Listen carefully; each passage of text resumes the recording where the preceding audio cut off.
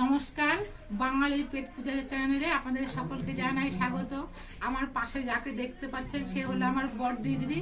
এর আগেও আপনাদের সঙ্গে আমার দিদির পরিচয় করিয়েছি আর দিদির কিছু রান্নার ভিডিও আপনাদের সঙ্গে শেয়ার করেছি। সেগুলোতে আপনারা ভালোবাসা দিয়ে অনেকেই দেখেছেন আর অনেকেও আমাদের পাশে সাপোর্ট করেছিলেন। তো আজকেও আমি দিদির বাড়িতে আবার অনেকদিন বাদে বেড়াতে এসেছি, এসে দিদির কিছু রান্না আপনাদের সঙ্গে শেয়ার করব। তো আজকে যে রেসিপিটা আমার দিদি তৈরি করবে সেটা হলো লোটে মাছ। এই লোটে মাছটা আমি এখনো পর্যন্ত আমাদের চ্যানেলে দেখাইনি। তো দিদি আজকে এই মাছটা রান্না করবে আর আপনারা দেখবেন দিদি কিভাবে মাছটা রান্না করে। এই লোটে মাছটা রান্না করার জন্য প্রথমে দিদি মাছটা কেটে নিচ্ছে। এই মাছগুলো কিভাবে কাটতে হয় রান্না করতে হয় আমার থেকে দিদি ভালো পারে, এই জন্য আমি দিদি বাড়িতে বেড়াতে এসেছি। দিদি ভালোবেসে বলছে যে দিদি সব কাজগুলো করবে, আমি পাশে থেকে দিদিকে একটু হেল্প করবো। তবে মাথা কাটবি, তারপরে ওর সাইডে যে ইগুলো থাকে ওগুলো ফেলে দিবি।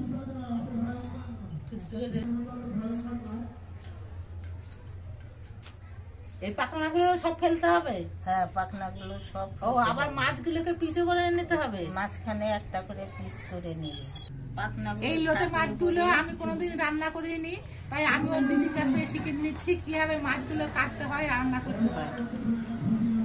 তো মাছগুলো কি প্রথমে পিস করে নিতে হবে? পিস করে দিবি, মাঝখানে একটা পিস করলে ভালো হয়। মাছের গায়ে তো একটু শক্তি নেই, একেবারে নেলবেলা মাছ তো লোটে মাছই, ওই জন্যই ওর নাম দিছে লোটে মাছ।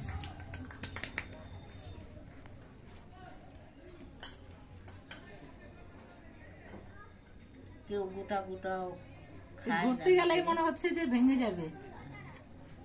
এটা কি দিয়ে রান্না করবি? এটা পেঁয়াজ, রসুন, আদা ফাদা, মাংস যেরকম মশলা দেয় ওরকমই, একটু টমাটো দিলে ভালো হয়। এটা কি মানে পেঁয়াজ রসুন দিয়ে খেতে ভালো লাগে নাকি নিরামিষ ভাবে রান্না করলে ততটা স্বাদ হয় না। মাছগুলো সব বেছে কেটে নেওয়া হয়ে গেছে, এবার মাছগুলোকে ভালো করে ধুয়ে নিতে হবে।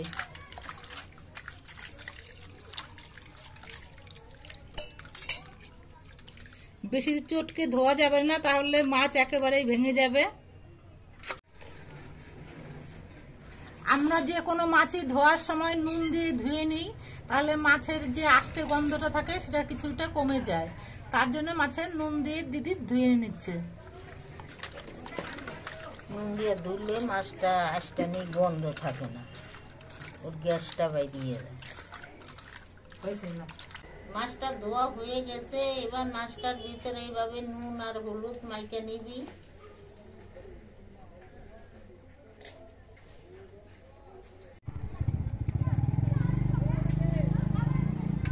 আমি আমার বোনকে লোটে মাছ রান্না করে খাওয়াচ্ছি। লোটে মাছের রেসিপিটা তৈরি করার জন্য আমার দিদি প্রথমে কড়াইতে সর্ষের তেল দিয়ে দিয়েছে। এবার সর্ষের তেলটা গরম হয়ে যাওয়ার পর এর মধ্যে কালো জিরে ফোড়ন দিয়ে দিচ্ছে। এবার কালো জিরেটা গরম হয়ে যাওয়ার পর এবার এর মধ্যে দিয়ে দিচ্ছে কিছু আদা বাটা করে পেঁয়াজ।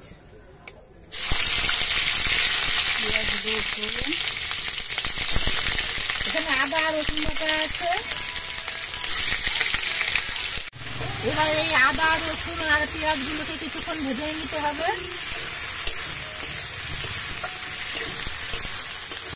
পেঁয়াজ রসুন গুলো 2-3 মিনিটের মতো ভেজে নেওয়া হয়ে গেছে। এবার এর মধ্যে দিয়ে দিচ্ছে হলুদের গুঁড়ো,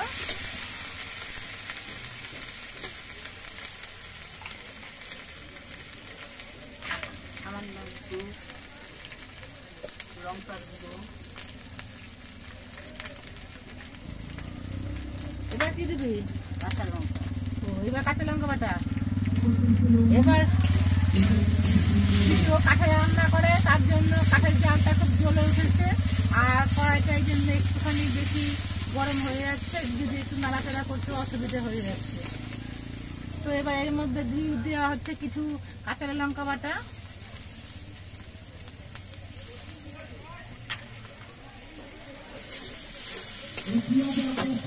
মশলাগুলো কিছুক্ষণ কষিয়ে নেওয়ার পর মশলা থেকে তেল ছেড়ে দিয়েছে আর একটা সুন্দর পেঁয়াজ রসুনের সেন্ট বেরিয়েছে। এবার দিদি এর মধ্যে নুন হলুদ মাখানো মাছগুলোকে দিয়ে দিচ্ছে। এই মাছগুলো তো বেশ ভালোই রে, মাছগুলো ভাজতে হয় না। না এই মাছ ভাজতে একদম মশলাটা ভেজে ছেড়ে দিচ্ছে। দিদির পাশে একটা মাঠ আছে, ওই মাঠে আবার আজকে খেলার আয়োজন করা হয়েছে, সেইখানে খেলা হচ্ছে। মাঝে মাঝে আপনারা ওই খেলার আওয়াজটাও শুনতে পাবেন। তো মাছগুলো দিয়ে মশলা দিয়ে কিছুক্ষণ কষিয়ে নেওয়া হচ্ছে।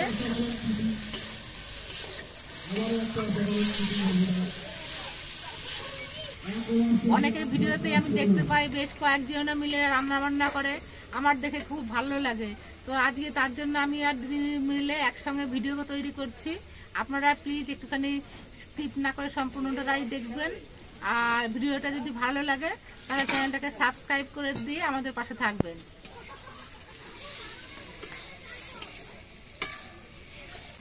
মাছগুলো তো সব গলে যাচ্ছে আস্তে আস্তে।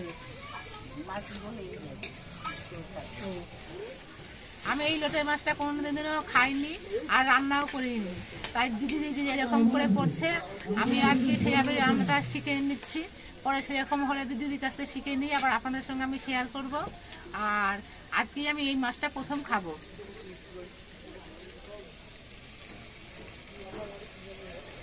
মশলা দিয়ে মাছগুলো কিছুক্ষণ কষিয়ে নেওয়ার পর মাছগুলো দেখুন অনেকটাই গলে গেছে।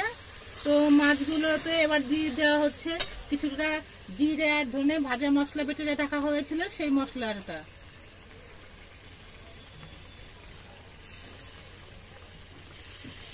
আমি নাড়ি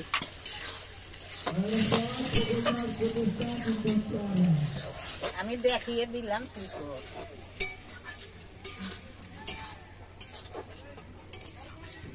দিদি ক্যামেরার সামনে তো অনেকদিন বাদে আসলো, তো দিদি একটুখানি অসুবিধা হচ্ছে, তাই আমি বলছি কথাগুলো।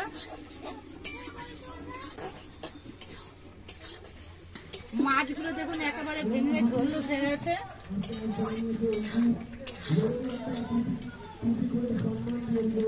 মাছের মধ্যে আর কোনো এক্সট্রা জল দিয়ে ঝোল দেওয়া হবে না। মাছ থেকে যে জলটা বেরিয়েছে এতেই আস্তে আস্তে মাছগুলো রান্না হয়ে যাবে।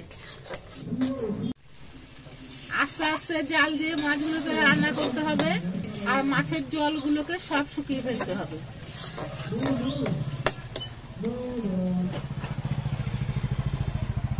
কি কিছু বল?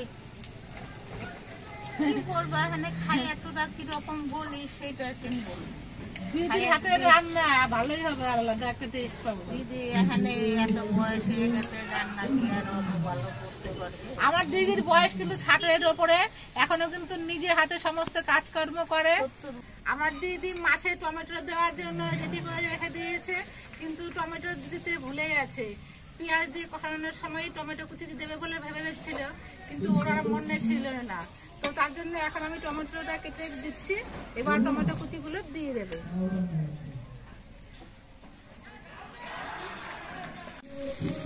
এই টমেটো কুচিগুলো মাছের মধ্যে দিয়ে দেওয়া হচ্ছে।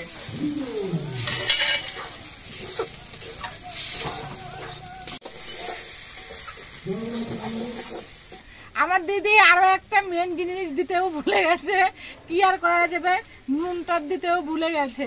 এবার এর মধ্যে পরিমাণ মতো নুন দিয়ে দেওয়া হচ্ছে। আমাদের আজকে আবল তাবল করে লোটে মাছটা রান্না করা হচ্ছে। তাই বলছি যে মাছ আস্তে ডাল দে, পুড়ে উঠলো। এবার কিছু ধনে পাতা কেটে ধুয়ে পরিষ্কার করে নেওয়া হয়েছে, কিছু ধনে পাতা কুচিও এর মধ্যে দিয়ে দেওয়া হচ্ছে। ধনে পাতা দিয়ে আরো কিছুক্ষণ মাছটা রান্না করে নিতে হবে।